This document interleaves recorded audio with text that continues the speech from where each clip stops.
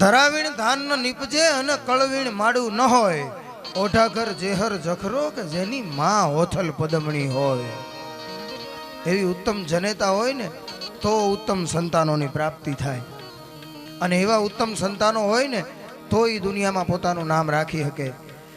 વહેલી પરોઢનો સમય એક રાજપૂતાણી પાણી ભરવા માટે, પાણી પીવા માટે થઈ અને પાણીયારે ગયા.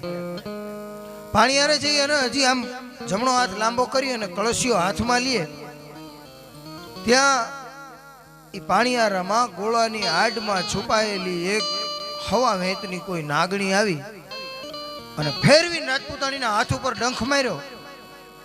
એ ડંખ લાગ્યો એટલે એકવાર તો હાથ ખેંચી લીધો પાછો, પણ પછી એમ થયું કે હું રાજપૂતાણી છું, મારાથી આમ હાથ પાછો ન ખેંચાય.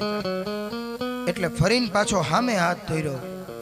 હામે હાથ ધર્યો એટલે એ નાગણે ફરીને પાછો ડંખ દીધો. બીજી વાર હાથમાં ડંખ લાગ્યો, હાથ ખેંચાઈ ગયો. ફરીને પાછો ત્રીજી વાર હામો હાથ ધર્યો. ત્રીજી વાર હાથ ધર્યો ને નાગણને એમ થઈ ગયું અમારા કુળમાંથી ઝેર વયું ગયું કે આ બાઈ વિષ કન્યા છે હું. એટલે નાગણને વાચા ફૂટી અને એ નાગણે એ બાઈને, એ રાજપૂતાણીને પ્રશ્ન કર્યો કે બાઈ તને કાંઈ થાતું નથી? અને પછી જે જવાબ આપ્યો ને રાજપૂતાણીએ, એ વીર સત્સઈ નામના ગ્રંથમાં દુહા રૂપે એ સંગ્રહાણો કે નાગણ અંજસ ક્યું કરે ફનાહ સરાહ સરાહ. આ ફેણ ચડાવી ચડાવીને તું શેની ઉપર અભિમાન કરી છો? નાગણ અંજસ ક્યું કરે ફનાહ સરાહ સરાહ. તુજ પીયું પહેરે કંચળી અને મું પીયું રો સનાહ. તું તો કાચળી પહેરવા વાળાની વહુ છો, અને કાચળી તો એકવાર ઉતારે ને એટલે ઉંદરડા ભોણમાં લઈ જાય ને તો ઓશિકા કરીને હુવે. અને હું તો બખ્તરના પહેરવા વાળાની ઘરવાળી છું, એકવાર ધીંગાણેથી પાછો આવે ને તો હવાર હાંજ બે વખત એને ધૂપ દીપ થાય. ઈ રાજપૂતાણી એને લડાવતા અમારા કવિ કાગ લખે છે કે રંગ મેલ में बानिया बहुत रहे एक बोल सुने नहीं बानिया का.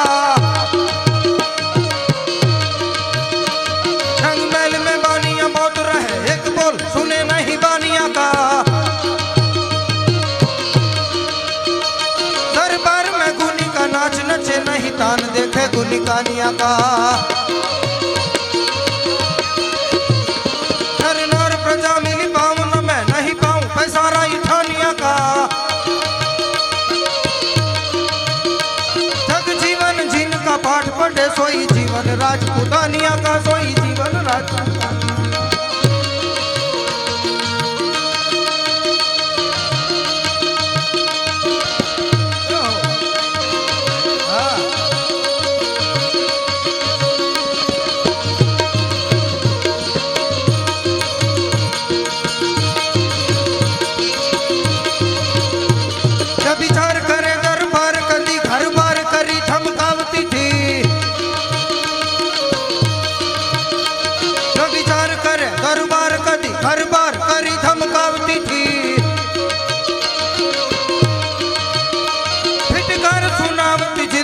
फिर नाथ कहीं न बुलावती थी.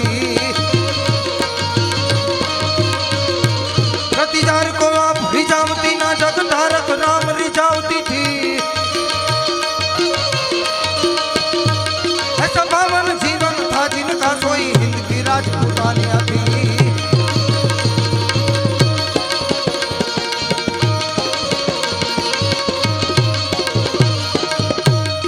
एवी राजपूतानिया જે માત્ર પરણતી વખતે પોતાના ઘરચોળાની હાડમાંથી પોતાના પીયુના મૂછની અણી જોઈ જાય ને એની ઉપર જીવન કુરબાન કરી નાખે. પરણતા મેં પારખીઓ તારી મૂછા તણી અણી કે મેં તો લાંબી પહેરશા જદ પહેરે ઘણી ઘણી. લાંબી એટલે દાદા અમારા રાજપૂતોમાં બાઈ વિધવા થાય ને એટલે એને લાંબી બાઈના વસ્ત્રો પહેરવા પડે, એને લાંબી કહે. એટલે એ રાજપૂતાણીને નક્કી હતું કે મારે તો એકથી લાંબી પહેરવાની જ છે, કારણ કે હું વીર પુરુષની પત્ની થવા જઈ રહી છું. કાલ સવારે કદાચ ધીંગાણાનો ઢોલ વાગે ને અને ધર જાતા ધર્મ પાલટતા ત્રિયા પડંતા તાવ આ તીનું ટાણા મરણ રા. એમાં પછી કોણ રંક કોણ રાવ. પછી તુલસીદલ મોઢામાં મૂકી અને કેસરિયા કરી અને નીકળી જાય ને એટલે મારું જીવન તો બહુ નાનું છે. ચૂડલો પહેરું ઈણરો કે જીણરી અખિયા લાલ પછી ભલે ને ઘડીક જ રહું સુહાગણી પણ મારો મનખો આખો ન્યાલ કંથા રણ મેં જાય કે અને ભાગીન કુળમાં લજા પણ તારી ઝોળી આવે ત્રબકતી વામે મરદા કેરી મજા કંથા રણ મેં જાય કે અને ભાગીન આયો જો શેણ આ તો રાજપૂતાણી જ કહી શકે કે કંથા રણ મેં જાય કે અને ભાગીન આયો જો શેણ તો થારી બહાના ગ્રહીશા પછી તું ભા ને મું ભેણ એક વખત રણમાંથી નલોયો પાછો આવ્યો ને તો પછી પતિ પત્નીનો સંબંધ નહીં રહે પછી ભાઈ બહેન તરીકે જિંદગી કાઢી નાખશું એવી રાજપૂતાણીઓ અને એવી ઉત્તમ જનેતા હોય ને દાદા તો જ ઉત્તમ સંતાનોની પ્રાપ્તિ થાય